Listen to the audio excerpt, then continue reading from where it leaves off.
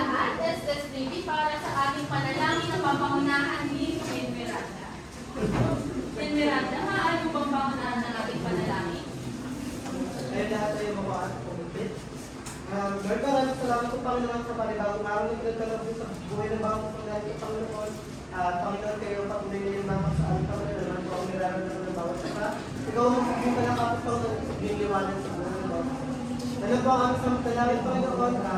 In Jesus' name we pray. Amen! Magandang araw, SSTV! Magandang araw din po! Bago kayo umupo, maaari ba munang pakitignan muna ang inyong mga paligid at pulutin ng kalat. Itapon na lamang ito, class, kapag katapos ng klase. Secretary of the class, maaari bang italaman kung ilan ang liban ngayong araw? Hindi ko nagdala ko pong balita sa inyo, ma'am, na wala pong liban sa ating klase ngayon. Ako rin ay nagagalak na walang liban sa klase at hanggang matuto ang lahat. Class, ipapaalala ko lamang na sa ating klase, tayo ay may panuntunan. Kailangan natin maging bida ngayong araw, class. Pakibasa nga ang ating panuntunan. Bukas ang pagkatuto. Igalang ang bawat isa. Disiplinado sa lahat ng oras. Ayusin ang sarili at kapaligiran. Yan naman ba ang ating panuntunan? Opo! Kung naunawaan, maaari bang tumayo ang lahat?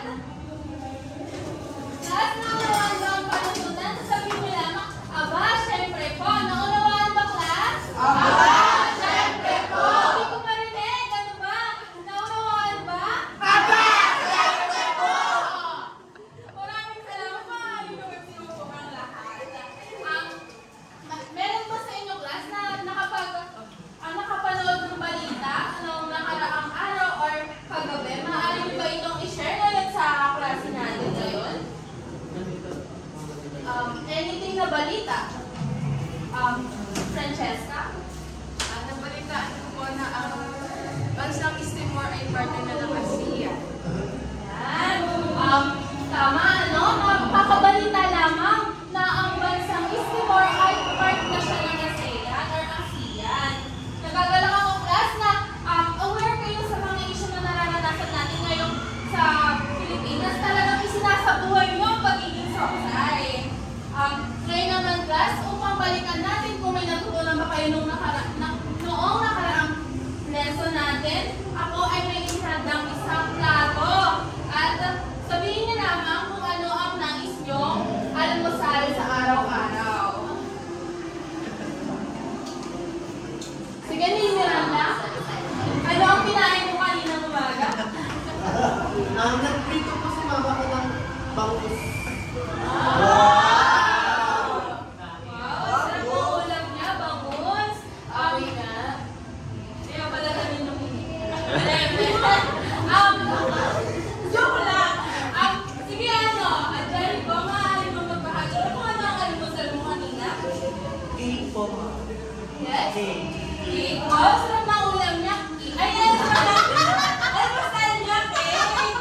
Miss Francesca, ano ang paborito mong lagahan? Pandesal po, ma'am. Wow! Masarap nga naman ng pandesal sa partner ng gatas o kaya kape. Ano pa, Ate Jenny?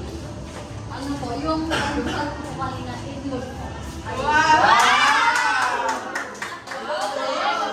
Alam niyo ba, class, na ang itlog ay masustansya at masarap kainin sa umaga. Sabi na mabibigay ng protein sa atin sa ating katawan. At isa pa guys, ay isa pa, class, na ang itlog ay maganda siya sa mga nag-workout or nag-gym dahil isa yun sa mga nagbibigay ng kalakasan sa atin.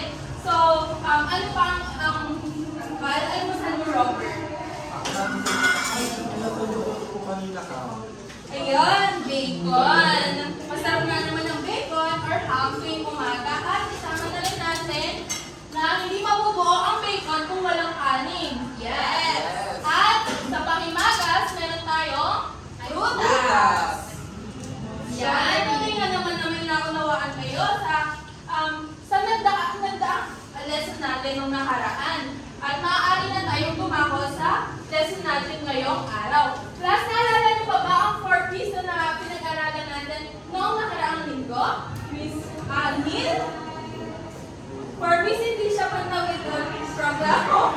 Kung hindi, pagsasaka, magpaingat, pangalawat, pangungkuhan. Yan, tama, pagsasaka, pangingisda, pagkahalaman, pagpapayuhan. Yan naman, para naman, kilala niyo ba siya, class? Ano ang role niya, or ano ang naging role niya dati nung last year? Kasi diba, matulog yung pangalan niya dahil sa photo. Ano ang tumataktalin niya? Your Honor, hindi ko po alam. Ayan, tama. Your Honor, hindi ko po alam. Pa. Pilipino ako, yes! Pilipino tayo. Ama? Neil? Ano po, ma'am? Bakit po siya sa farm? Ayun! Pa! Sa farm! Wala nang palakpakan si Neil. Ikaw din ba? Naman ka din ba sa farm?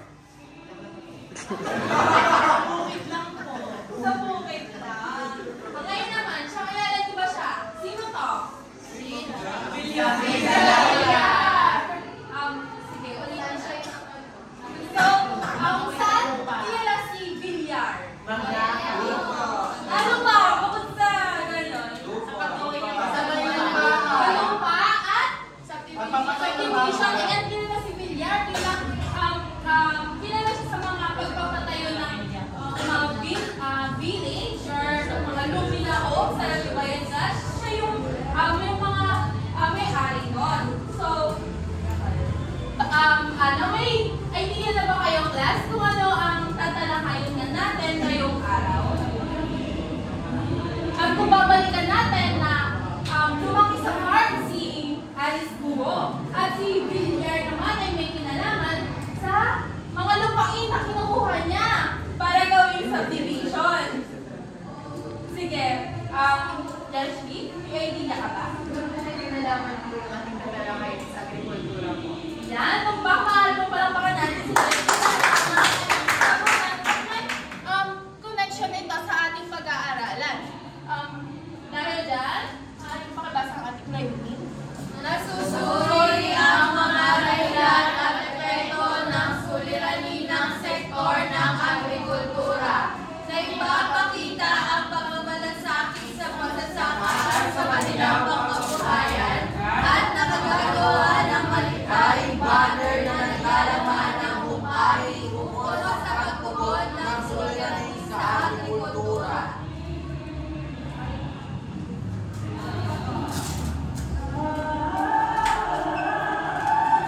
Ayan, ang ating tatalakayin ngayong araw ay may kinalaman sa mga dahilan at epekto ng suliranin ng sektor ng agrikultura. Kung babalikan natin ang ating tinalakay noong nakaraang linggo at tinanong ko sa inyo kung ano ang gusto nyong kalinisan.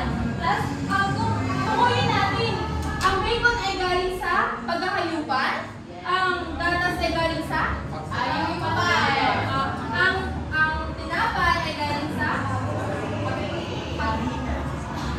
ayan. So, kung ating susuriin class, kung hindi natin papangalagaan ang mga likas mayaman natin or agrikultura natin, ay hindi na ito gagamit pa sa susunod na henerasyon. Class, pakibasa nga ito, Rabi. Ang bansang Pilipinas ay isang bansang agrikultural. Isa sa pangunahing kinabubuhay ng mga bansa ay nagmumula sa sektor ng agrikultura. Napakalaga nito sa pag-aambag sa ating pambansang kaunlaran. Ngunit hindi naman maipagkakaila na mayroong kaakibat na suliraning kinakaharap ng mga magsasaka at mangingisda sa ating bansa. Ayan, naiintindihan ba ito, class? Oo! Ayan, kilala ang bansang Pilipinas bilang isang agrikultural na bansa at nakakaambag din ito sa ating pambansang kaunlaran. May kilala ba kayo ngayon, class, na nagtatrabaho sa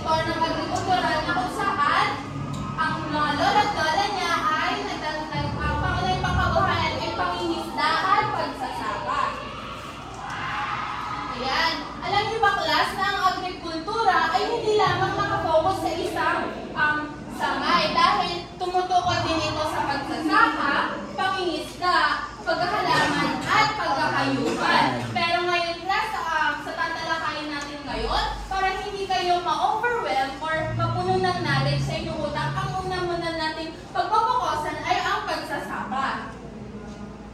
Dahil dyan class, ako ay may isang aktibidad na tatawagin natin Agri-Patrol.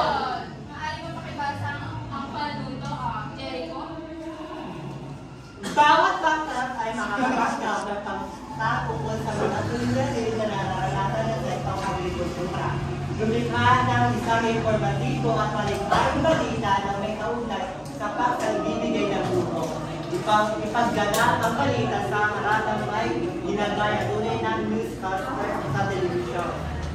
Maging malikhain at mapagipaliwanag na paraan ng pagbabalita, maaaring gumamit ang practice role line ang iba pa. Bibigyan lamang ng 5 minuto para maganda at 3 minuto para magpresenta. Ayan, maraming salamat. Hahatiin kayo ni ma'am sa 4 na grupo. Tapos, may bibigay ako sa inyo ng mga envelope or ganito na naglalaman ng balita. Ang inyong gagawin lamang ay susurin ninyo kung ano ang laman nito at magpuproduce kayo ng inyong balita. Kailangan class, may gagayahin kayo na newscaster. Para sa ating pamantayan, maaari mong pakibasa, Robert. Bawat tayo sa ating patrol 5 puntos, nilalaman palino at pasto ang magpapaliwanag at dahilan ng epekto ng pagsan sa agrikultura. May sapat na paliwanag ng kulang sa kitang 3 puntos kulang sa nilalaman ganong may palino ang idea, presentasyon maayos, palino at palipaliwala ang pagkakalat ng balita. Medyo malino ang hindi nakikaunting pagkalito. Mahina ang pagkakalat at kulang sa organisasyon. Kooperasyon 5 puntos, aktibo ka ng ginawa na mapagkulangan sa mga buwawan ng puntos na ibahagi mo yung reporting, kakulangan sa partisipasyon at pagpunto ng ilalagay na ibahagi ito at anong pinupon. Yan. Naman ba ang ating pamantayan sa pagpupuntos? Para sa grupo mula kay Ate Jerica hanggang kay Jerica, pangalawa kay Jericho hanggang kay Pat. Para sa ikatlo, mula kay Neil hanggang kay Irish, at sa ika-4 kay Pauline hanggang kay Sir. Maaari na kayo magsimula at ang 5 minutes nyo ay umaandar na.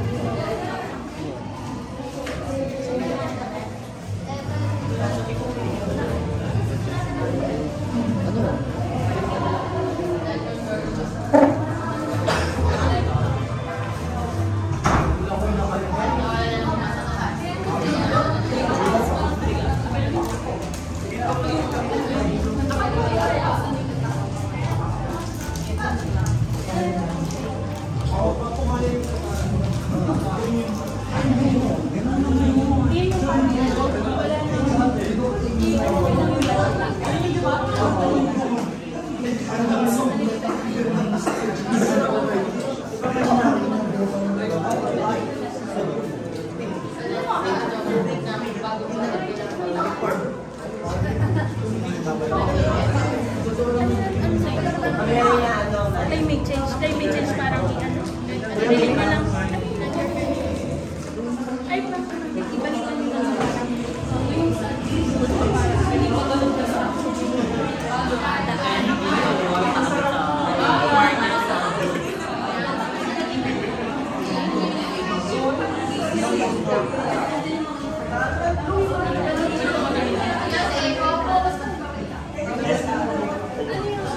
Bago daw eh. Sige na.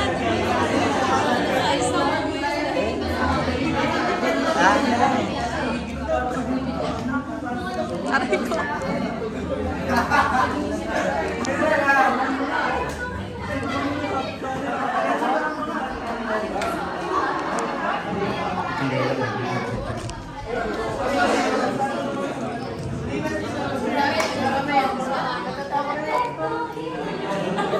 Tapos nakaganyan mo na kayo.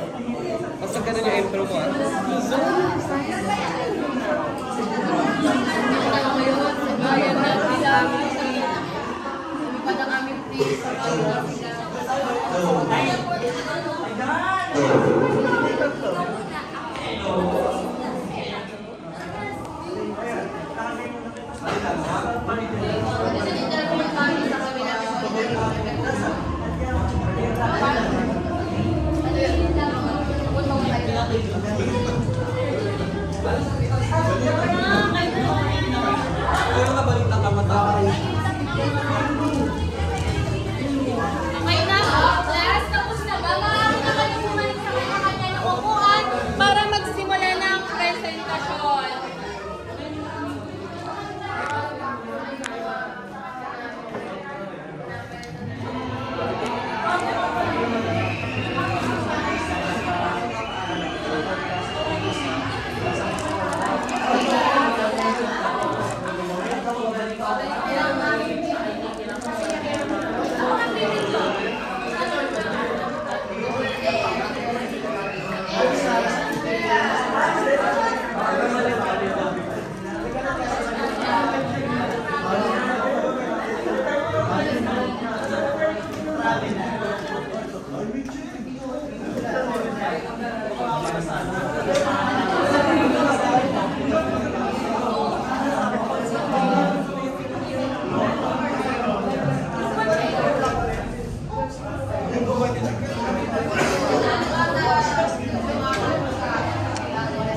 Class, maaari na kayo bumalik sa kanya ng upuan dahil ang agri-patrol ay magsisimula na.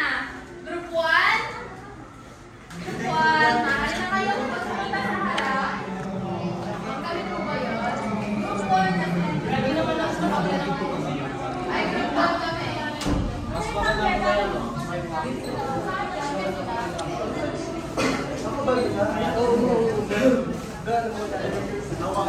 Uy, kasama ko kayo yung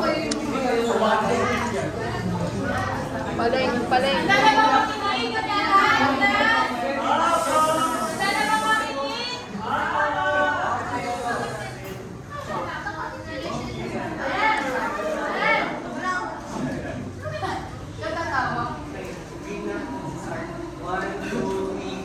Sa ulo ng mga inaksyonang balita, land conversion, trend para sa agrikultura. Narito si Jericho Soto, nag-uulat.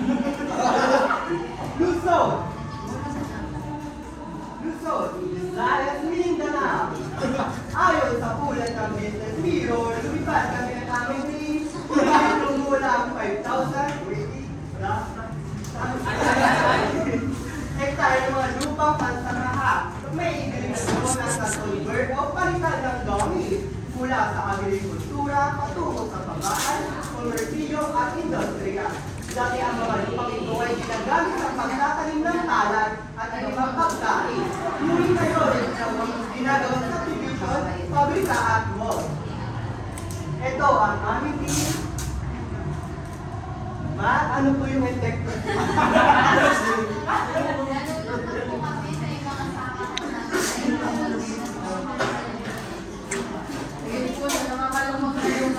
na dapat pinagkukunan namin ng pangkabuhayan.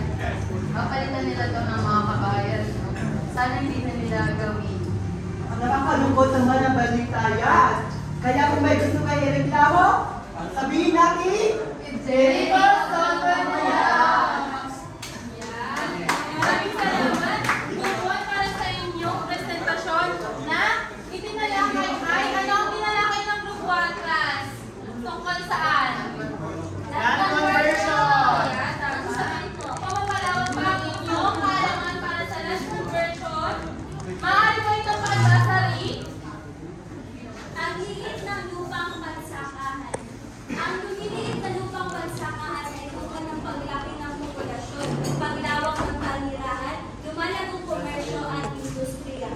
Kaugnay ng suliraning ito ay ang pagkasira ng natural na tahanan o natural habitat ng mga hayop at halaman dahil sa land conversion, pagpapalit ng mga kagubatan at kabundukan upang maging pagsakahan. Yan, salamat. Ano? Kapag na sinabi natin land conversion, yung mga kapatagan natin is nagiging subdivision niya. Subdivision na. Kaya nakilala natin si Villar bilang tagapangasiwa or isang namamahala ng mga village na kung saan nagpapatayo siya sa mga lugar. Kung saan at kino-convert niya yung mga agricultural land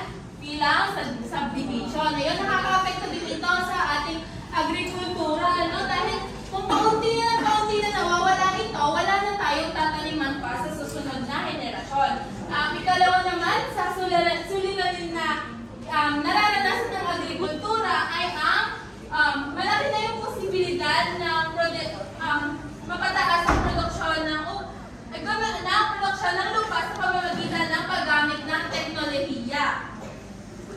Class, alam niyo ba yung yung ginagamit sa agriculture?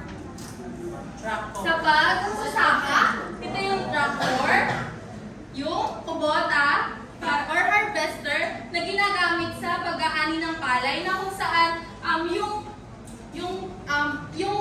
sasakyan na ito or yung tractor, yung kubota ay isusuga lamang o ilalagay lamang sa palayan. Tapos pagkatapos nun, nakasako na yung mga inani nating palay. At ito naman, ang isa pang ginagamit sa pagsasaka upang makapag-harvest ng mga prutas. Ayon kay Cielito na ang mga ganitong bagay ay inanais niya na ang gobyerno ay magpatupad pa or magbigay ng daan ng gobyerno para sa mga ganitong klase ng mga teknolohiya upang mas mapadali ang mga trabaho ng mga magsasaka. Para naman sa group mo, maaari na kayo mag-present ng inyong balita.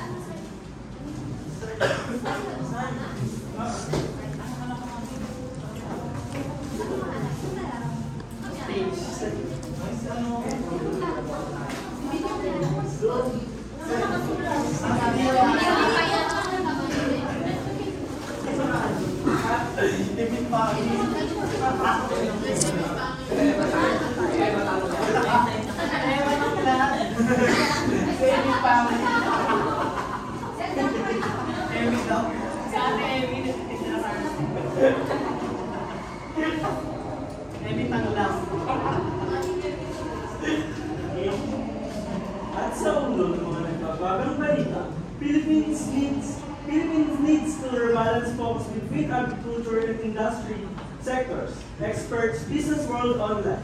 Ayon sa mga ekonomistang Pilipino, mas ibibigyan ng pamahalaan ng pansin at suporta ang sektor ng industriya at serbisyo kaysa sa agrikultura. Ayan, sinabi nga ni Dr. Cielito Habito, dating Meta Secretary ng Pilipinas sa Industrialization Bias. Ibig sabihin, mas marami ang boto na napupunta sa sektor ng industriya habang napag-iiwanan naman ang mga magsasaka at mga miskat sa ating bansa. Ayon din sa Philippine Institute for Development Studies or PIDS, mahina ang productivity sa agrikultura dahil kulang ang puhunan, suporta at teknolohiya na itinibigay ng gobyerno sa sektor nito. At paano naman sa mga epekto ng pagbibigay prioridad sa industriya, namin pa ang mga Epektong ilan.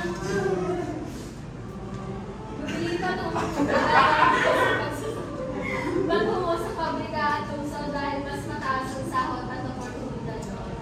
Sa pangalawa naman, nababawasan ang pagkukunan sa agrikultura dahil mas malaki ang kita at potensyon ng industriya. At sa pangatlo, humihina ang produksyon sa sektor ng agrikultura na nagtutulot ng pagtaas ng presyo ng pagkain at pag-asa sa imported na produkto.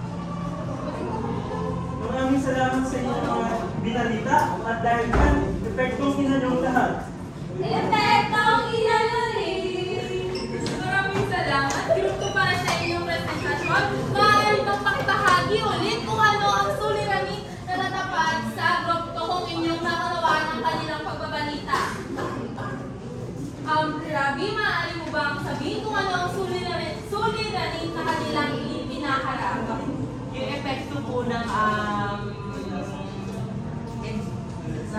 yes. Mas pinaprioritize daw po ng mga ibang sector ang industrialization sa bansa. Ibig sabihin parang more on favor daw sa agrikultura yung mga tao sa ating bansa. Yan, tama. Maaari magpapakanan natin ang Group 3. Maaari na kayo mag-present.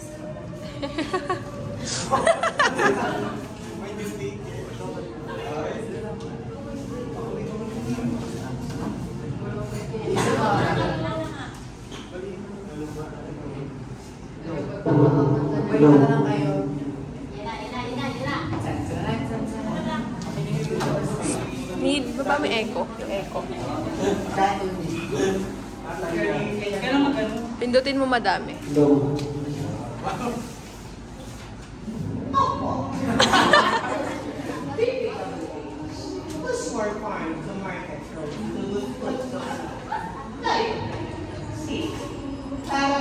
Para ito yung training.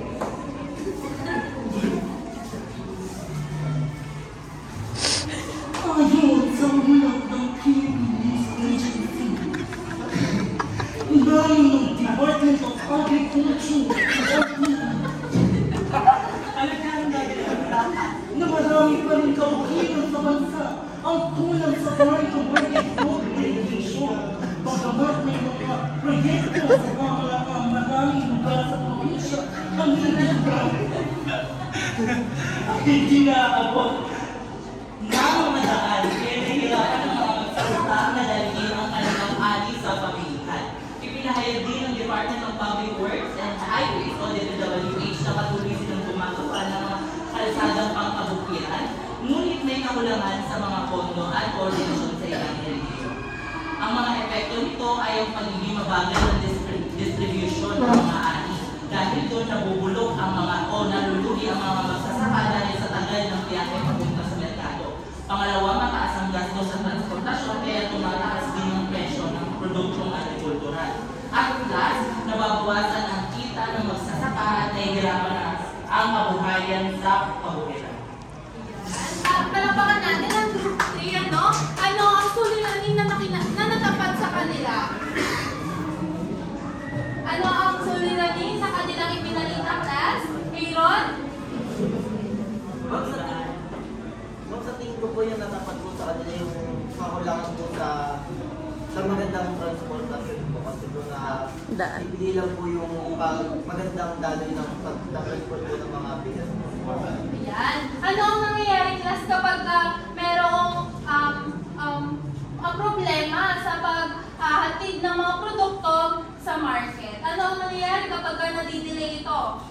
Neil? Maaaring masira yung mga produkto po, ma'am. Kaya po nga po, diba, isa po sa mga layunin ng pamahalaan is mapaganda yung kalsada na meron tayo. Nang sa ganun, maraming produkto ang pumasok sa bansa natin at maaaring mga negosyante ang magbigay or mag-engage ng mga business padating sa bansa. Ayan, very good. Ano? Isa sa mga kailangan natin bilang agricultural na bansa, agrikultural na bansa is yung maayos na daan patungo sa mga market. May idea ka ba, Paolo? Sa tingin ko po, ang pagtaas ng presyo ay shortage po sa mga pamilya. Yan, tama, ano? Inflation, kumbaga. Ngayon naman, tukayan natin ang presentasyon ng Group 4.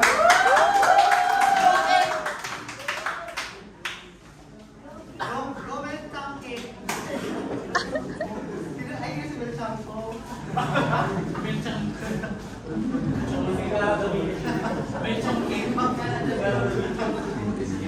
Sino yan? Si Michael.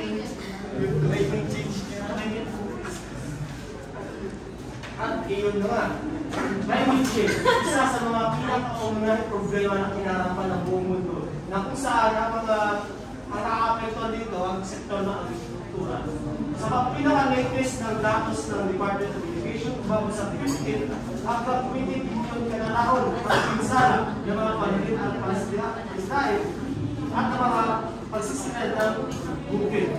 At ngayon naman, at isa sa mga lugar na apektuhan ay ang Nueva Mula sa magbabalita, si Robert. Bert, kamusta ang nakita sa Nueva Ecija? Masalamat, Tito Enriquez. No, nandito ako ngayon kasalukuyan sa Nueva Ecija. Kasama ko isa si Pauline na naapektuhan ng climate change. Para sa iyo, ano ang epekto ng climate change? Malaki po siyang epekto sa akin bilang isang nagtatala ko.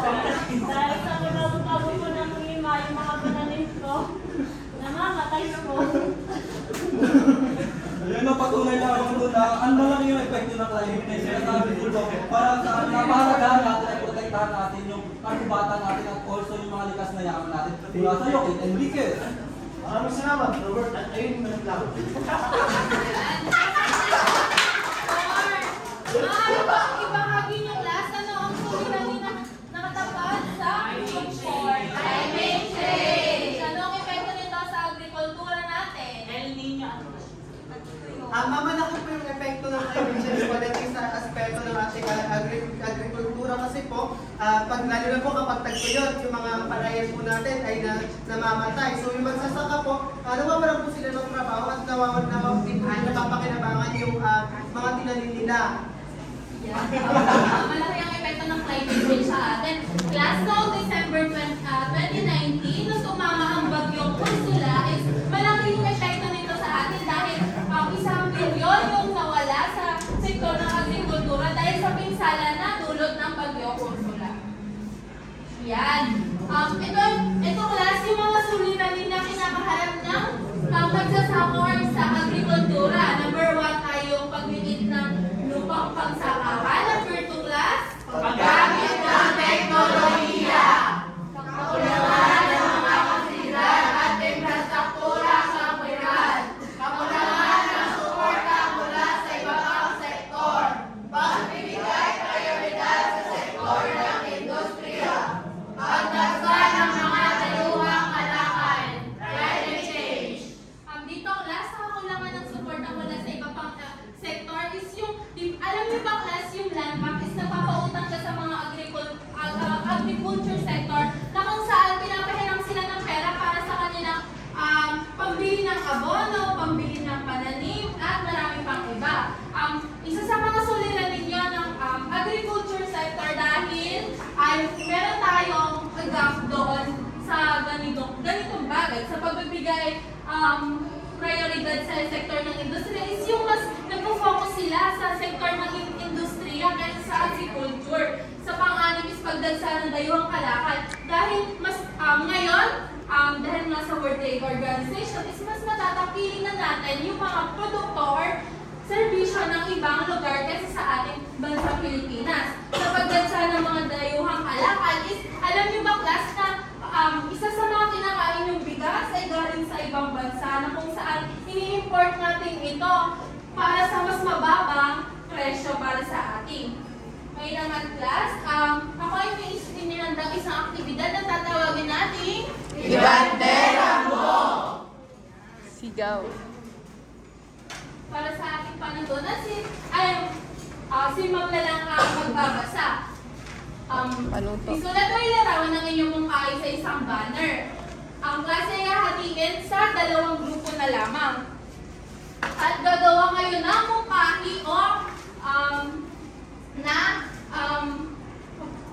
mungkahi kung paano nyo matutulungan ang sektor ng agrikultura. Para sa unang grupo, Group 1 at Group 2, maaari na kayo magawa ng inyong mungkahi.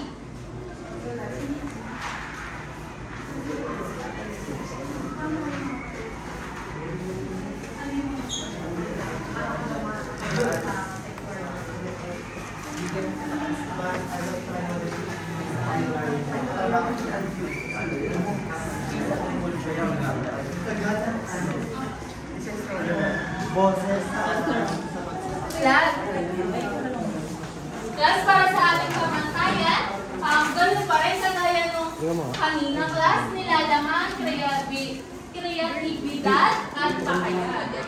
5 puntos para sa Manila, 4 puntos para sa makabulahan, 3 puntos sa kulang. Kreatibidad, 5 puntos malikhain, 4 puntos may konting malikhain elemento, 3 puntos ngunit may igaganda pa. Pahayag, 5 puntos malinaw, 4 puntos pagkamtaman, 3 puntos mahina, at ang pagkakalahad ng Pwede na isa, boss ito isa. Boss ng isa. Boss ng isa para sa isa. Hindi isa na. Huwag yung boss ng isa. Boses na lahat. Boses para sa Boses ni mama mo, boses ni papa ko, boses sa pamilya mo.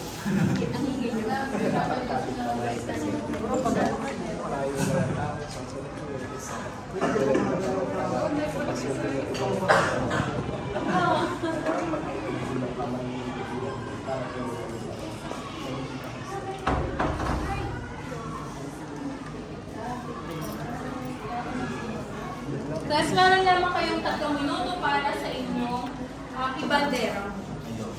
Huwag ka makulupaw.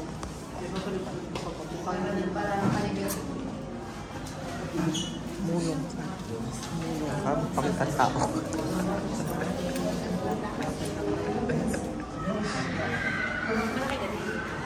Ano yung boses na?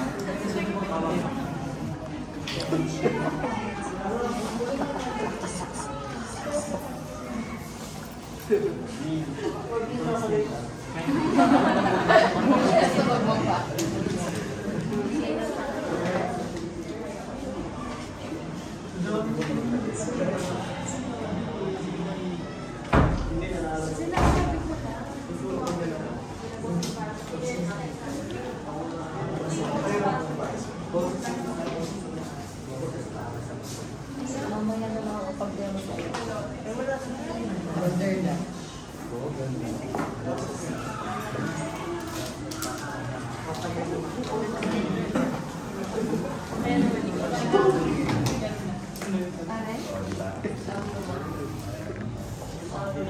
Ano ba yan?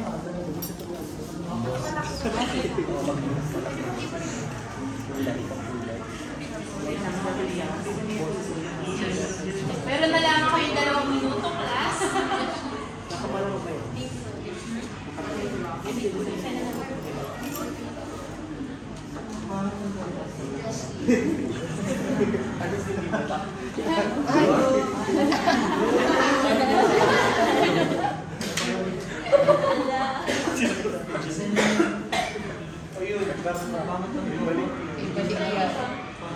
Balik na lang talaga yung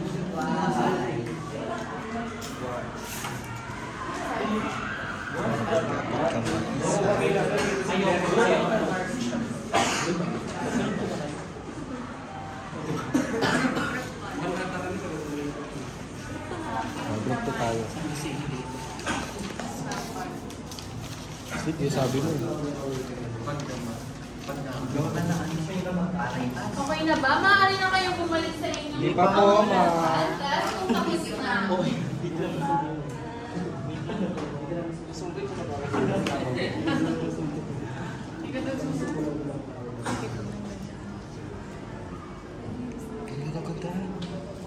Maganda rin kasi dami 20 seconds na. 20 seconds na lang, class. 10, 9, 8. 10, 9, 8, 7, 6, 5, 4, 3, 2, 1. Maaari na kayong bumalik sa kanya-kanya yung upuan, class. At maaari na magsimula mag-presenta ang group. Group 1. Group 1. Kayo group 1, no? Group 1. Ibahagi nyo na ang inyong mga bandera. 1, 2, 3, go! Para po sa bandera ng Group 1, meron kami dito, tinatawag namin kapit kamay sa pagdangay. Dito po, gusto namin hikayatin yung mga bata dahil alam naman natin, babad sila sa mga gadgets. Parang nawawalan na sila ng interest pagdating sa agrikultura. Dito, hihikayatin natin sila na bubuksan natin yung isip nila na ang pagiging magsasaka ay hindi mahirap na gawain, no? Isa siyang parangal na trabaho na kinakailangan gawin para bumangon na ekonomiya ng ating bansa. Ayun po, maraming salamat. Maraming salamat. Maganda ang ibinahagi nilang kapit kamay Sa pagdamay. sa pagdamay na tumutulong sa agrikultura or sa mga magsasaka. Para naman sa ikalawang grupo, maaari na kayo mag-present.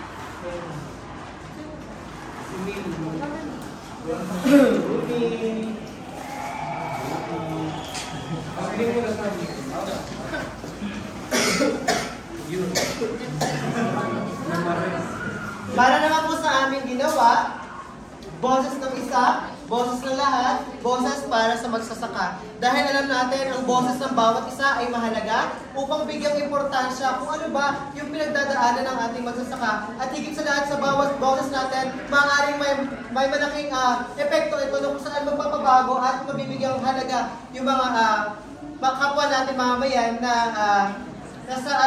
nasa sektor ng agrikultura. Palapakan natin ang para sa kanila ay mas ina-emphasize nila ang boses ng mga magsasaka. Para sa kanilang puntos, meron kayo class na tagang 15 points dahil maayos ang nilalaman ay 20 points. Sa creativity, 5 points. At sa pagpapahayag guys, meron kayong 10 points.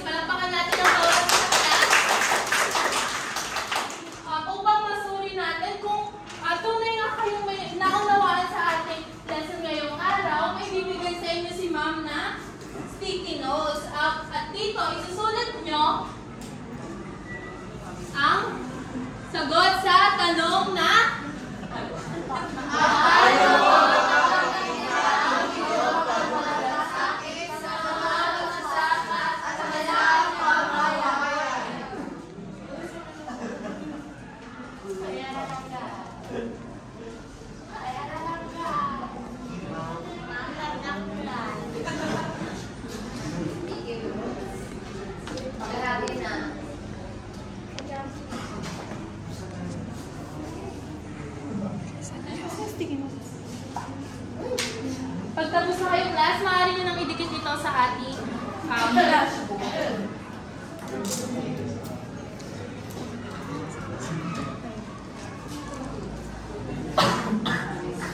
Yung magsisagot.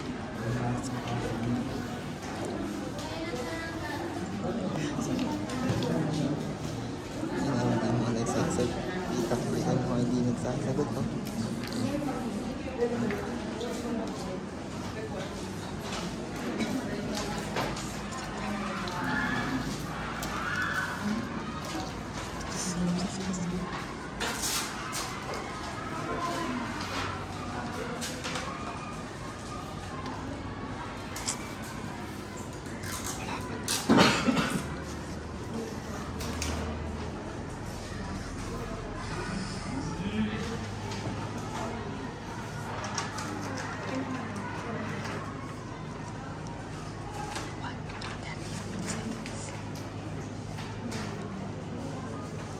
Tapos sa baklas, maaari nyo nang idikit ito sa ating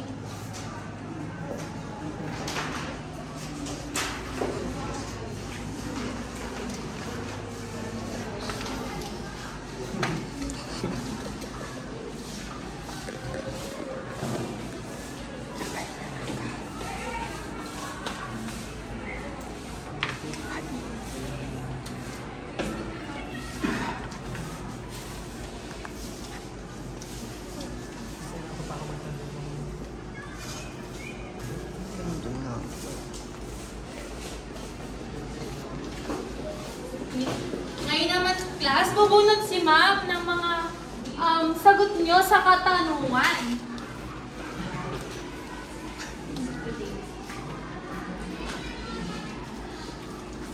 Ayon kay Ravi, sabi niya na maipapakita niya daw ang pagmamalasakit sa mga magsasaka sa pamamagitan ng pagtakilik ng kanilang produkto. Tama ba ito, class? Oo!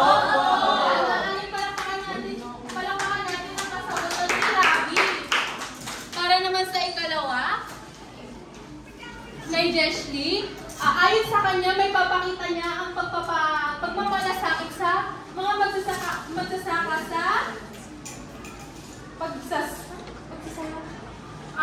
sa maaari ba okay ba sa ikaw, Jessie? Magpapakita ko ito sa mga pamamagitan ng hindi pagsasayang sa mga bigas natin kinahain dahil ito ay kanilang pinaghirapang itaniman na nilipuli.